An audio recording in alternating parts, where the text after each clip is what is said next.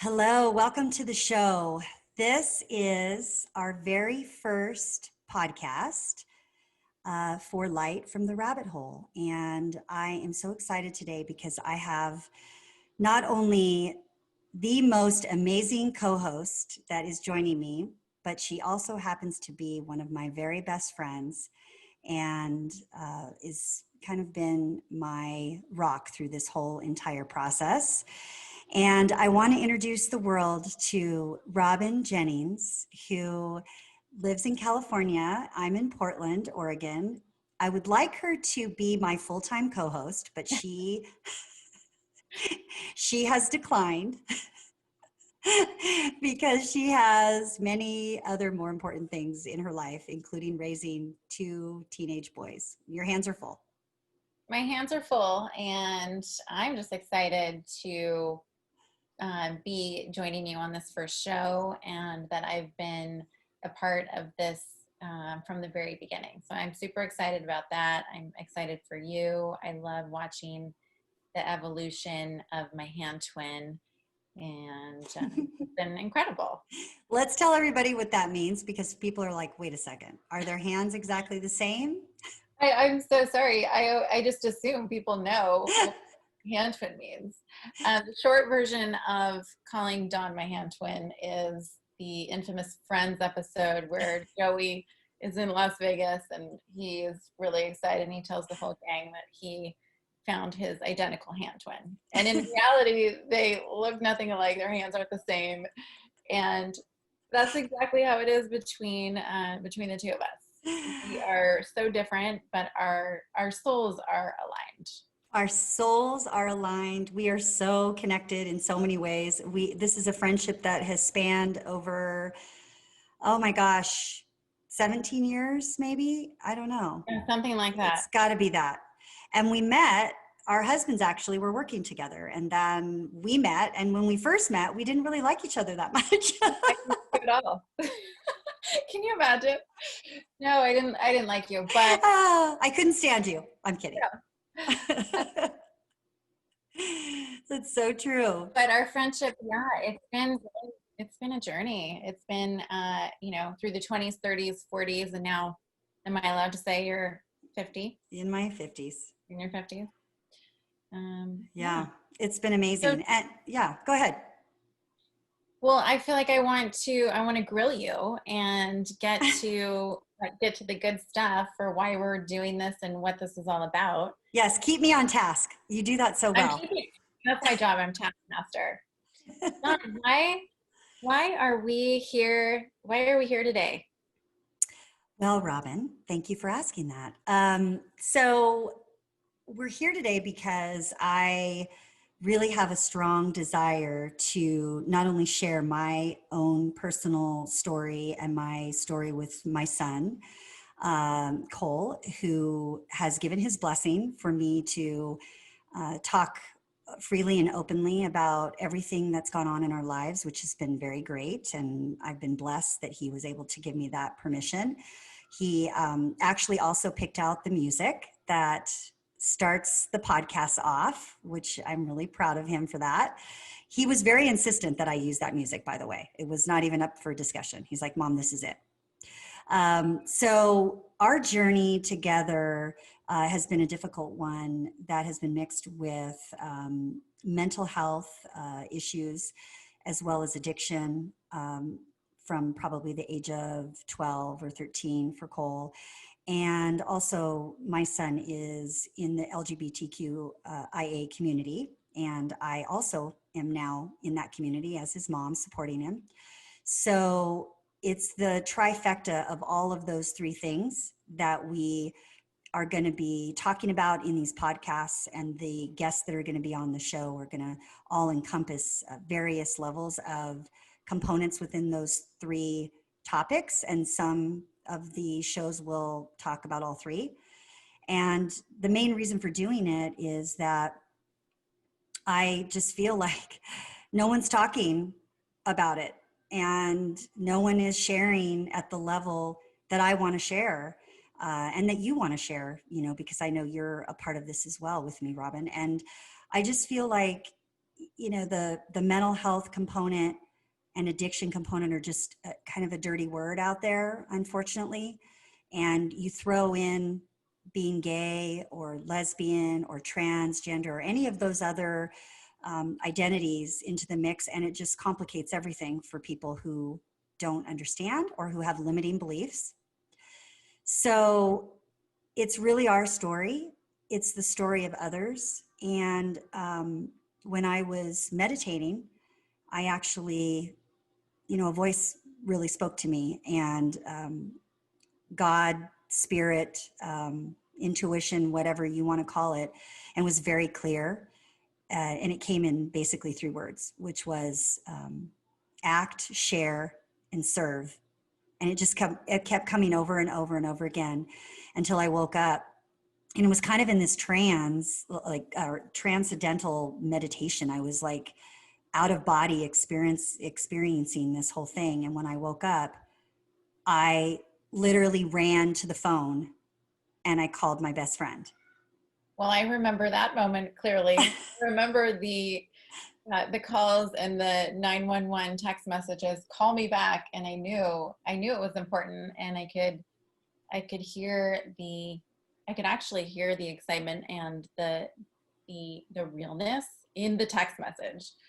And so it was really interesting to hear that this calling had come to you. Mm-hmm. And particularly because it is in the mental health space, and that is something that I'm so passionate about, and you've been supporting me on my journey for so long. And so I was curious and interested and excited, and the thing that you touched on a moment ago was that feeling, why isn't anyone talking about this? And Mm-hmm. I know that feeling in my gut. And the calling, I mean, that was the connection for you. It was like, people aren't talking about it, and I'm supposed to talk about it. And that Yeah. came through so clearly to me when you were telling me what you felt like you needed to do and who you wanted to serve. And I mean, it really was meaningful. It struck a chord because you automatically got on a plane, I did. which doesn't always happen when I call you and say, come and visit me. And it was also in the midst of COVID. And even though you were wearing a mask and very cautious, you knew I was desperate to have you. I knew that this was something that needed to happen, and frankly, I was excited to participate. And it's a subject that, again, needs to be talked about. It needs to be shared, and it needs strong, powerful voices who are willing to be vulnerable and share their real story, because that's how change is made. That's how people heal, is through other people's stories. And we really had an incredible few days working on the shell, and then building the outline for what this might look like. And really, you've taken it and made it your own, which I'm so proud of you. But it was a healing event. I don't want to speak for you. For me, 2 days of sharing my story and having you hold that space for me, and then hearing your story and everything that you're going through with Cole, with his addiction, which was raging at that time. I mean, this was a really critical point in time for him, that you had this calling. So the addiction and the mental health issues, and you really uncovering the connection between those things, really starting to see how clearly the two are so entwined.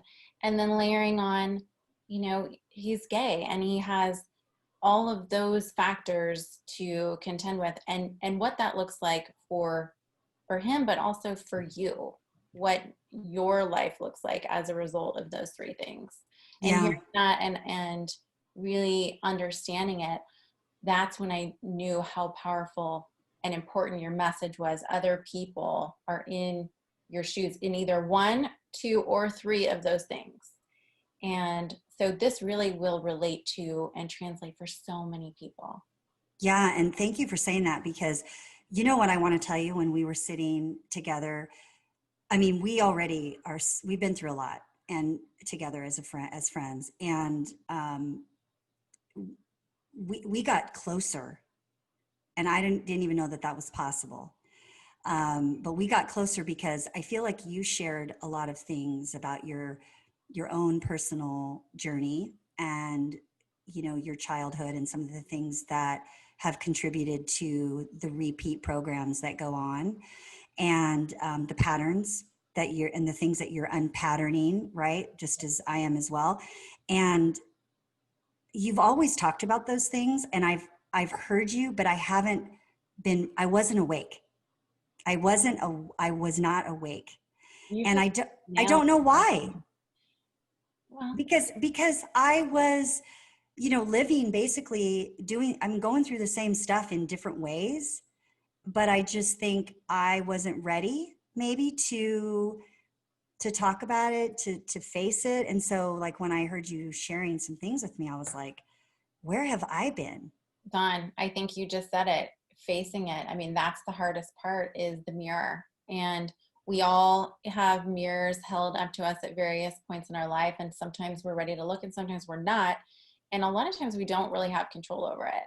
And that is one of the things that was, I mean, it really helped me open up to you, was I saw this profound change in you, and you had woken up, and I felt like you were a safe place for, you know, for me to share and for me to really go all the way in. And I hope that I created and can continue to create that space for you, because you just learned so much about people and compassion and your own willingness to care and love when you connect like that. God, I mean, my eyes are welling up with tears right now, because what you said is so perfect, and I want everybody to hear that. Is that when you felt like you could share, and it was safe to share, because I was listening, and I was awake, and I was engaged, and I was ready.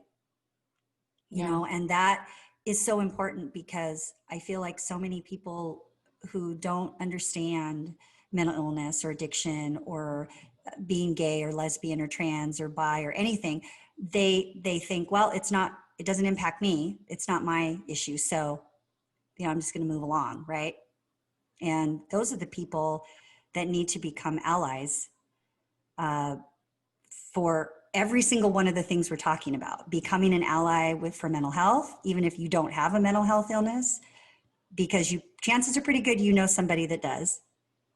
And same with becoming an ally for addiction, for helping those who are addicts and being an ally for them. And certainly in the LGBTQIA community, there can't be enough allies in that community right now. Right. And that's one of the things that we talked about in our, 48 hours together, was the idea of breaking down that wall that separates me versus you, or us versus them. And Yes. once you stop saying, oh, well, she has this problem and I don't, or, oh, how sad for, that must be so hard. That's empathetic, but it's not the healing compassion that you need to to create a safer place for these communities and for the people suffering. Yeah. It has to be us. It has to Yes. be a we, whether you're Right. in it or you're not. Right. And the people that are listening right now, that are maybe thinking, like, just what Robyn said, like, maybe this isn't, maybe these podcast series that Dawn's going to be talking about are not relevant. I just urge all of you to look at the podcast notes, and look at the title of the series, and if it resonates with you, press play. If it doesn't, I want you to go back to it, because chances are pretty good there's something in there that's going to tie to something that you need to hear. Because if you're listening to this right now, you've been called to this. You've been called here. And maybe it's because you're a friend of mine, or you're a friend of Robyn's, or, you know, you're a friend of my husband's, or whatever, whoever, you're a client. It doesn't matter. You've been called to be a part of this. And being a part of it is the first step is just listening and absorbing the education, because we're all learning, we're all students right now of these three specific buckets of topics that we're going to be talking about. And, you know, I think for me, what was really interesting was watching how your mental health journey, you know, has been a long one. I mean, you're still in it, right? And yet I didn't really it didn't resonate with me that some of the issues that you have struggled with are very similar to the issues that my son has struggled with. And even myself, I have struggled with them, because I just wasn't thinking, oh, I maybe have a mental health issue. You know, my biggest mental health issue is PTSD. Right. It's it started as a young child, and it's big.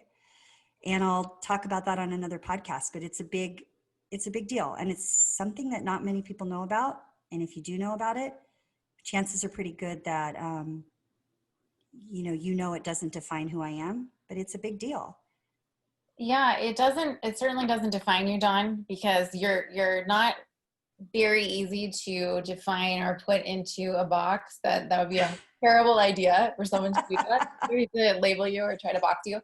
So I think it's a perfect point in the conversation to just understand a little bit about your background and why this is so critical that you're a part of this with me on the opening show. And of course, I'm hoping that you're going to come back and do a podcast with me where we get to dive into all of your fun, exciting issues. Well, that sounds like so much fun. Yeah, of course, I'm happy to share. So I've had a lifelong journey through mental illness, starting with depression and anxiety in childhood, diagnosed with an eating disorder and anxiety in my high school years, actually late junior high. And then that carried through into my 20s, and depression kind of wove in and out of that. And ultimately, there was a suicide attempt in there, and a lot of suicidal thoughts, and then postpartum depression after one of my sons in particular. And beyond that, it's just been a matter of trying to self-regulate and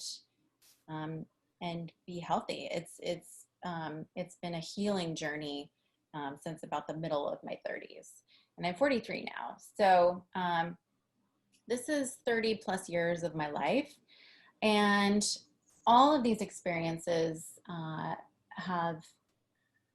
they've been hard, but they've also been my superpower. And about 10 years ago, I had a calling similar to what you experienced. And I knew that I needed to start sharing my story and speaking out about my mental health struggles and mental illness as a way for myself to heal, but then also to bring people into my circle, raise awareness. And this was kind of before the whole major mental health awareness campaign had started. So I, for years, had been using a mantra as a tool to empower myself toward better thinking and more positive choices. And I decided that I wanted to share that mantra.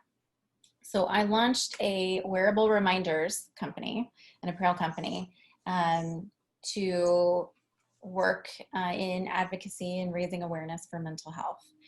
And since then, I've also launched a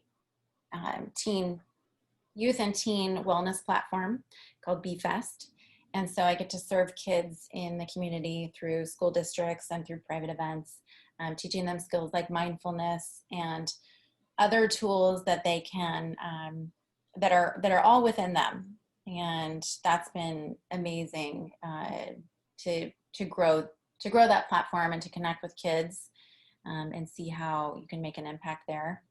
So that's really my story about what I'm doing on a professional level. But really, it's the work I'm doing on a personal level, things like this. It's the conversations that I'm having that lead to other projects. And that's really the most it's really the most impactful. Yeah. Watching you grow your business, which by the way, you didn't say what it was called, but it's called Happy's Better. Happy's better. And that is true. Happy is better. But it's Happy's, Happpies, better. Happpies, better, one word. And yeah, everything is meant to be worn as a reminder to take care of your mental health. Yes, I can see you. No one else can see you, but you're wearing lots of them right now. I'm wearing them all. You've been a huge supporter. Oh my gosh, I have thousands and thousands of your bracelets in my jewelry drawer. They're beautiful, and the hats and everything, you know.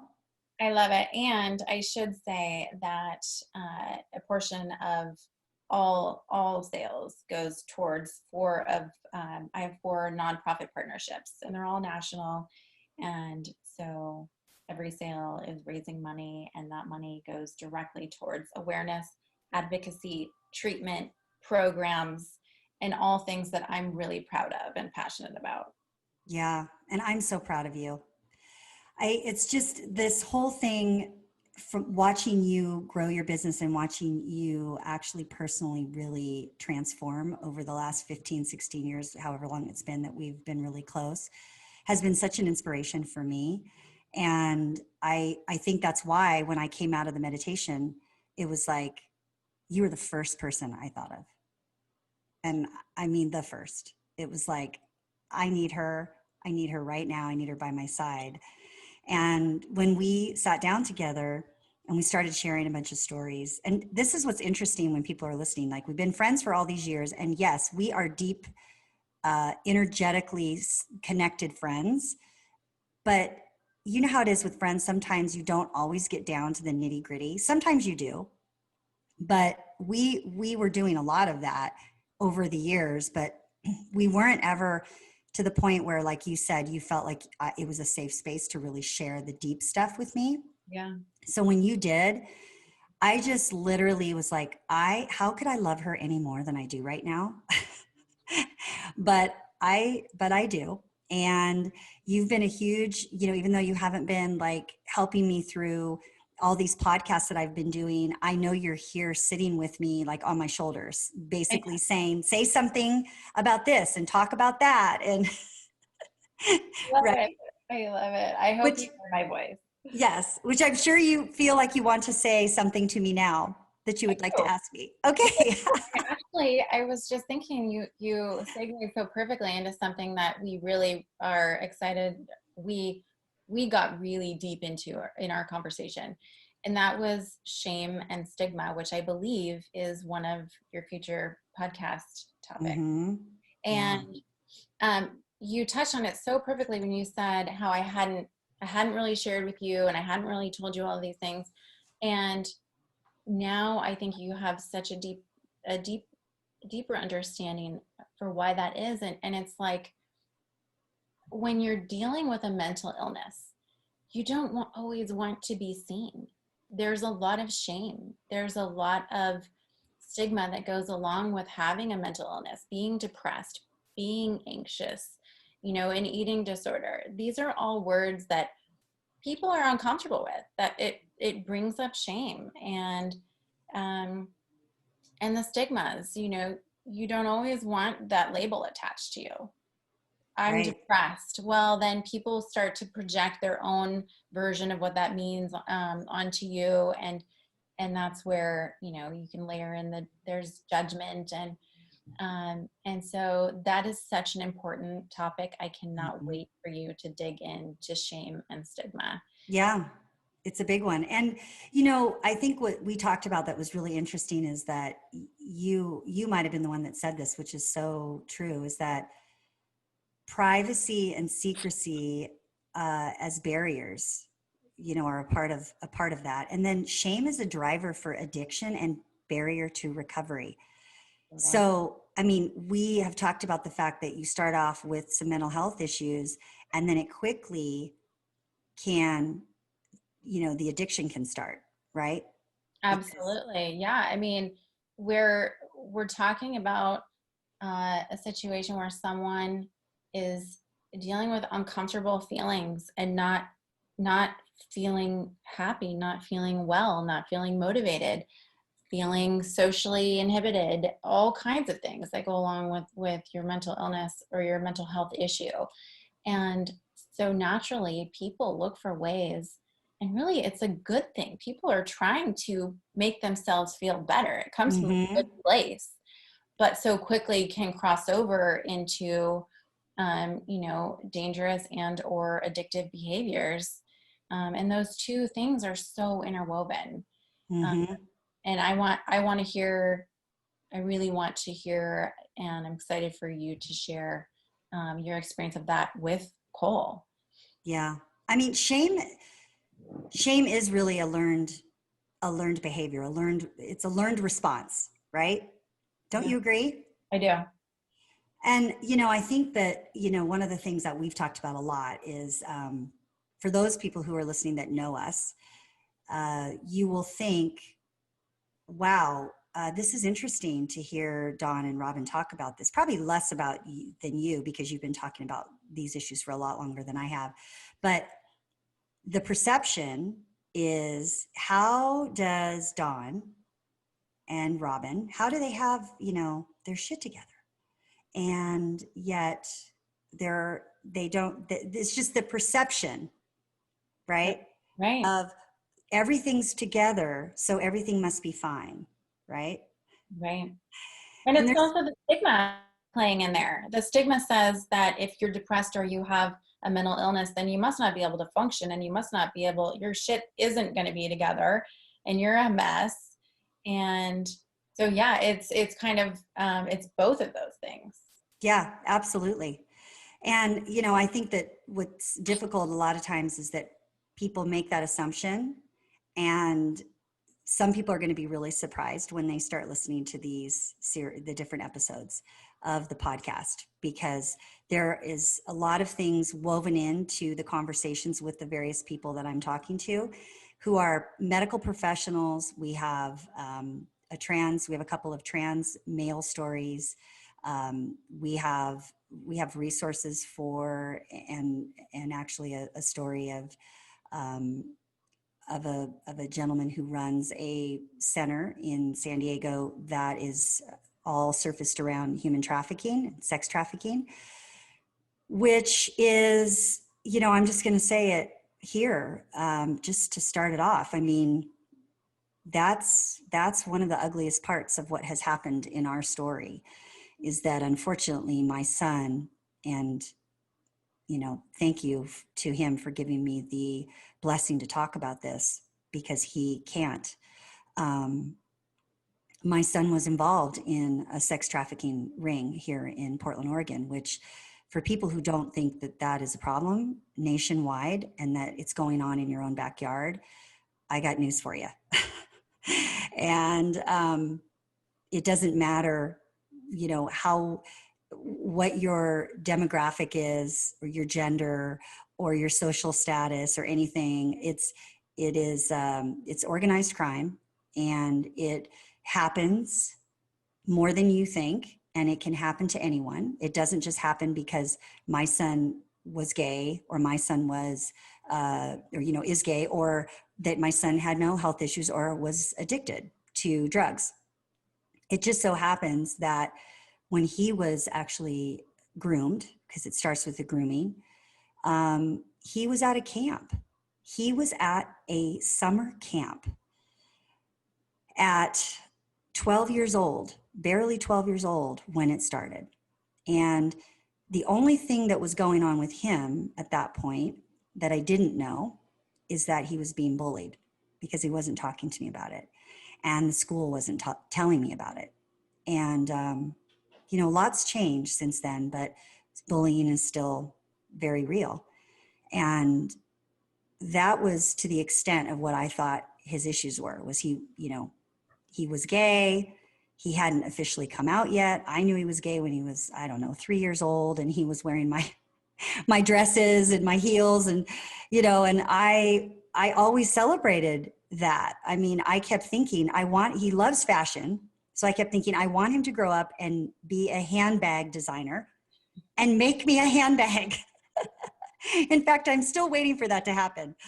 But I didn't have an issue with any of that. And I know some families do, but I didn't. And he was very loved, and he was very celebrated as being gay. I mean, I didn't know a lot about it. I didn't understand what it was all about. And we struggled with the change at first of him, wearing makeup and dressing like, he very feminine. I mean, it was hard, and I say that honestly because they don't, our kids don't come with a handbook.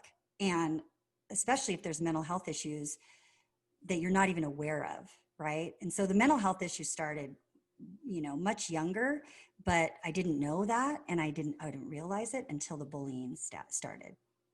Well, and I think what you're saying is so important, because you're addressing the fact that these uncomfortable conversations often aren't taking place. Everything that you've just said in terms of your experience with Cole, with the trafficking and that being right here in your neighborhood, and then with him being gay and the experience of being bullied, those are uncomfortable conversations. And so often what happens is we're not having them. You're not having them. People don't know what you're going through. They don't know your experience. They don't know what Cole's going through, because it's hard to talk about. In the same way that it was hard until I knew you were ready for me to share. It's hard to bring that up. And it doesn't need to be. It doesn't need to be. It doesn't need to be. No. And that's, that is so important to say, because I have friends that, a lot of them that I'm referring to right now are no longer friends of mine, but people in the beginning that were very homophobic and really, and very religious. And, obviously I grew up in a Catholic home, and I would call myself more of a spiritual person than a religious person, but I grew up with a lot of those type of people around me that felt like this was a choice for Cole, and didn't understand that he was, this was not a choice. And to be, I even actually honestly had someone say to me one time, a parent, when all of this stuff came out with this counselor, she said, well, he's very feminine, and obviously he's gay. So, I mean, he probably was kind of like experimenting or like throwing it out there that maybe he was interested. And I remember saying at 12 years old to a 30-year-old man, he was throwing it out there. Are you an idiot? So, I mean, that's the kind of stuff that people think. And just so you know what grooming is, which I think is really important, is that part of it can start, with just a, hey, do you want me to buy you a soda?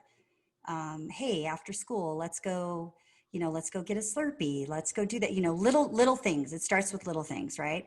Until the trust is gained. And the child, if the child has any issues at all, and sometimes even if the child doesn't, there is a kind of a wearing down approach that goes on to get them to trust them. And, in Cole's case, it was having a conversation with someone that he felt could understand him, because he didn't feel like he could talk to anybody else, even though, we were always available for him to talk to. He just didn't feel like he could. And guess what, parents? That's real. Grooming 411. Yeah, I mean, or 101. Yeah. But this, again, this is, I love the saying, you don't know what you don't know.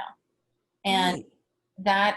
that is why these uncomfortable conversations, these topics that you're addressing in these upcoming podcasts, these are conversations that need to be had. The people who don't know what they don't know are really capable. This is the beautiful thing about humans. We are capable of learning. Mm-hmm. We are capable of compassion. We're capable of understanding. We just need to be taught. Yeah, absolutely. Well, and I think with the, in that moment in time when the grooming was going on, and I caught on to it pretty quickly. Um, it was a, it was a strange hug that I noticed when he was getting off the field trip bus where all the kids were on, and this person was driving them to different things around the city. And I was in the parking lot, and I just happened to look in the rearview mirror, and I saw this man hug Cole, and it was a very strange interaction. And then I watched Cole kind of walk away and then turn around and then run back over to him and hug him again. And I was like, oh boy, something's not right. And I talk about this in one of the podcasts, but I didn't handle it well. I'm just going to tell you, I didn't. And I think what I want to say is that if you suspect anything like this, the way I handled it was definitely the wrong way to handle it. And I've since learned from experts on how to handle it. But the way I handled it was, as soon as he got in the car, I was very accusatory. What was that all about? Who is that? Why were you hugging him? And I was creating shame. And I didn't even know it, right? And what I learned is that the conversation should have been different. It should have been, oh, tell me about your friend. Who's that? And just let him talk. And I needed to come at it from a different perspective. And I was mama bear, obviously, right? So I waited until he was asleep that night, and I went into his phone, and I started seeing the text messages and the pictures going back and forth. And that's where I was sick to my stomach. And I knew that this predator, I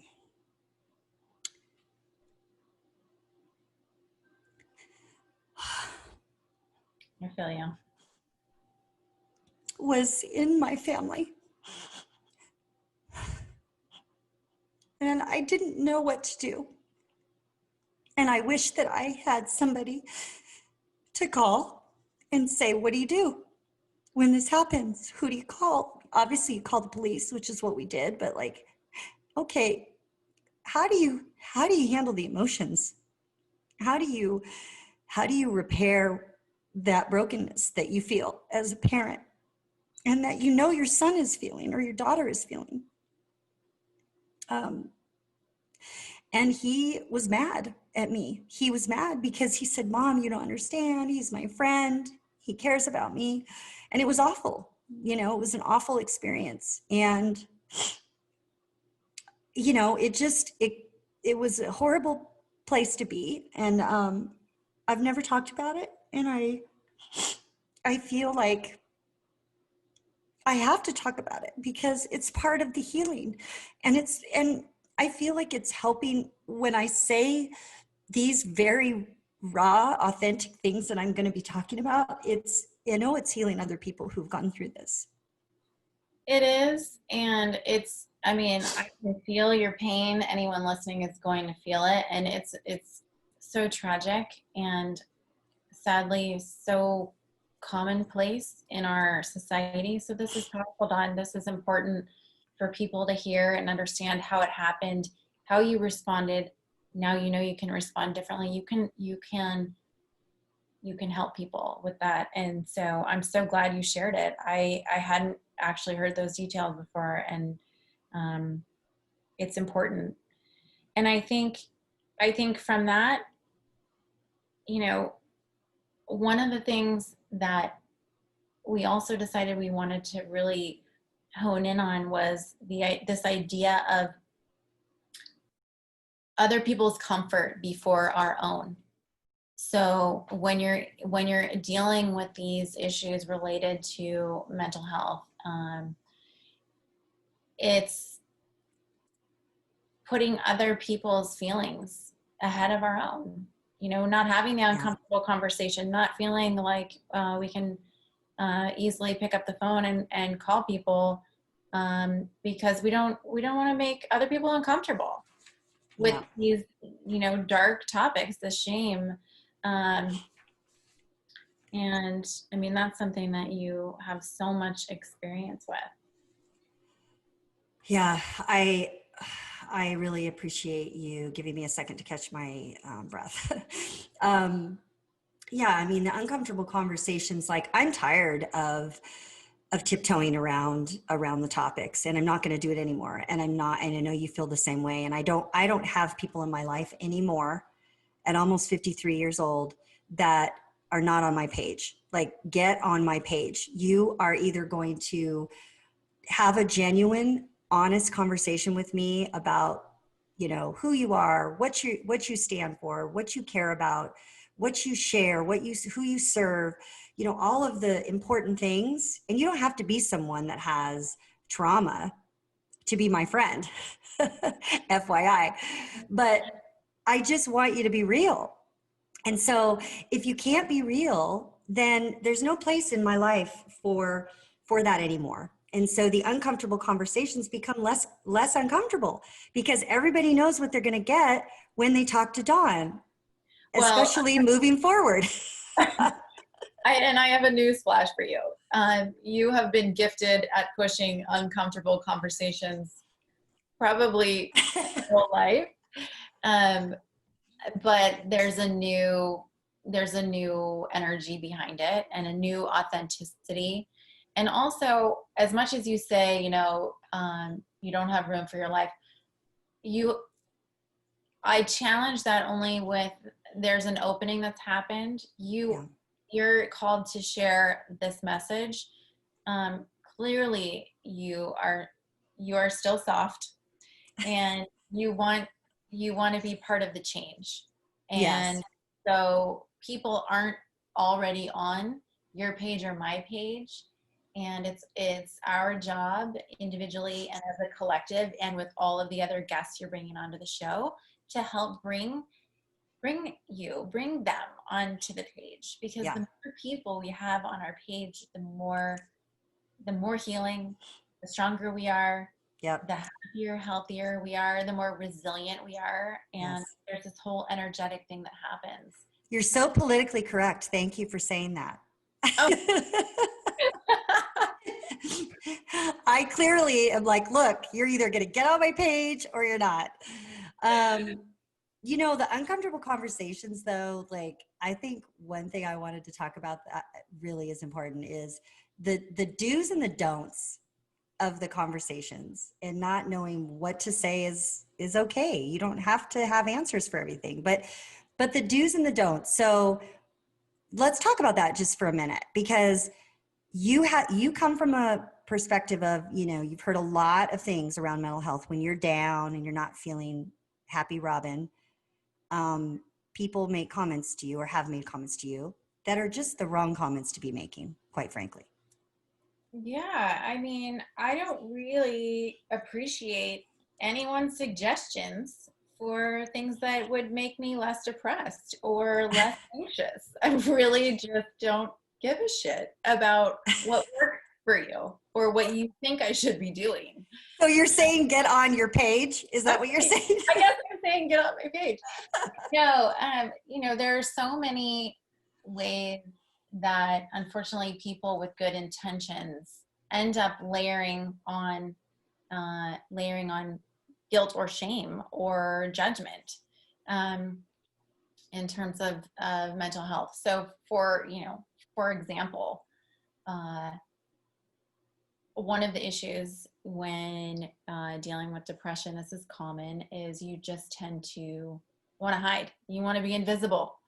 You don't want to burden other people with how how bad you feel.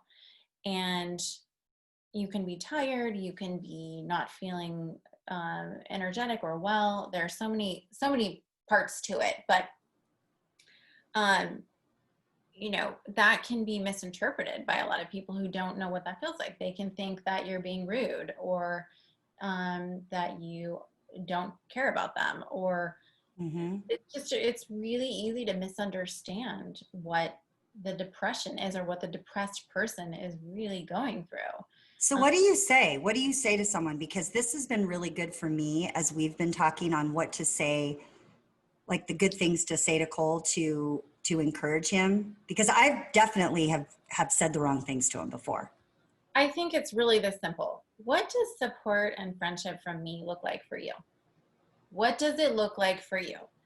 If someone asked me that, I would, other than you or a handful of people who know, I would literally fall down on the floor. Like, are you kidding me? You just said the magical word.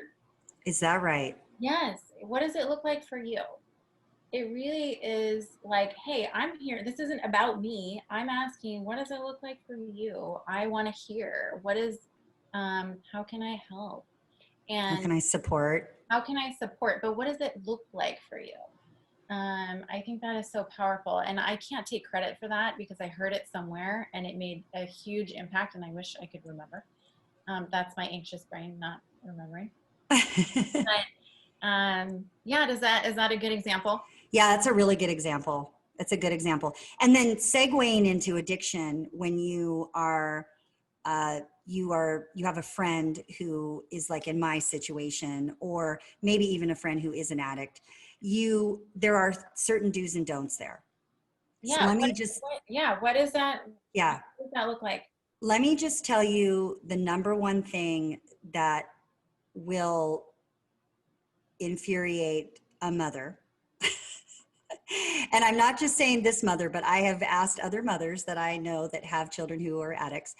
And everyone out there that's listening, like you don't know. It's like what you said earlier. You don't know till you know. These are things that you just don't know because your intentions are good. Always. You're not coming from a place of hate or, maliciousness intent or anything. It's just that you're not educated in this area. And so that's why we're talking about it, right? Because we've walked the walk. So the things not to say are, do you think that your son or your daughter is ever going to hit rock bottom? Or has your daughter or your son hit rock bottom yet? Or, take out daughter, son. It could be husband, wife, any sister, brother. What that basically is saying is, I am judging you right now because you are still supporting your person who is addicted. And I don't feel like you are waking up because this person has done all of these things to you and you can't see that. So when are you going to wake up? That's what it translates to. And also, rock bottom for an addict is death. So when you say that, you're a complete ding-a-ling. I'm sorry. I'm just going to call it what it is. Don't say it. What you can say is, how are things going with your son? How are you doing? How is he doing? How can I support you? Talk to Again, me. it's the It's the same thing. Mm-hmm. How can I show up for you? What does support look like for you? Exactly. Your experience and my experience are very similar. Or when someone relapses, or, you're talking to the addict themselves. I mean, I had to learn this with Cole because he's, obviously he's relapsed multiple times, is, in the beginning, I would say, oh man, are you kidding me? Why would you want to do that again? You know that this and this and this is going to happens. And I just don't understand why you keep doing this to yourself. Like, that's the wrong thing to say. What I say now, or what I have said in the past recently, is, you know, you're really brave. You're really brave. I can't even imagine how hard it is to stop doing the thing that has gotten you through so much pain that you're going through. And I really just want to help support you with the root cause, which is the mental health component and the trauma that you've gone through. The addiction is just a side thing. And once we can deal with the trauma, the addiction will be okay. And so that is what I say to him now. I tell him he's brave. I tell him I'm proud of him because he's clean and sober right now. And I don't hold my breath that 30 days from now, he's going to be clean and sober, because I don't know. Right. And if he falls off and he relapses, I'm not judging him, because this is hard work that I know nothing about. And so if you're a friend and you don't know anything about it, then don't say those things. Don't ask those questions. That's just so brilliantly, cleanly stated right there. It's something that if you are a supporter, or you are on the outside of this, you don't know what that person is going through. You don't know that experience. And if you really think about what that means, it means that you can't impose your own experiences and your own expectations on that person. And I love that you shared what you say now, you know, versus what you used to say, you know, when you would be disappointed, or how did we get here again, which is a shame answer, which, you know, serves no one now. Mm-hmm. You didn't know then, you know now.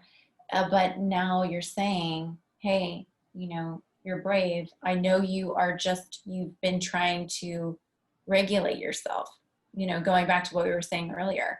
The addict's intention has only ever been to feel right, to right the wrong, to normalize themselves.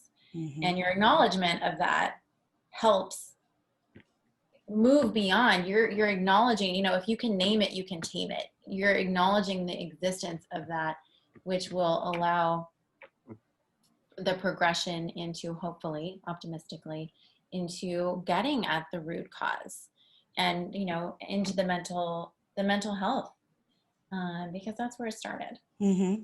And honestly, don't be afraid to ask someone how they're doing. You know, I really think that's important. I mean, I've talked to addicts and they say, you know, it's okay to ask me, like, how am I doing? You know, how are you doing? How's everything going? You know, how are you feeling?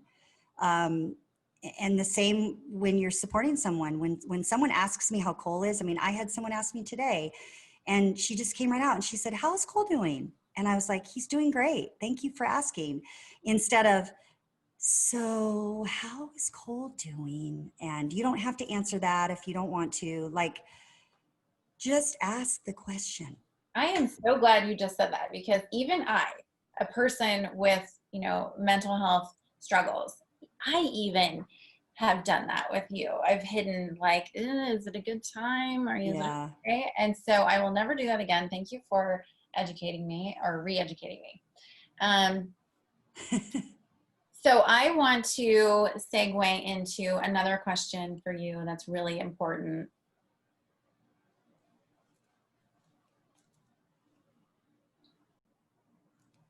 So I think, you know, what you're doing is amazing.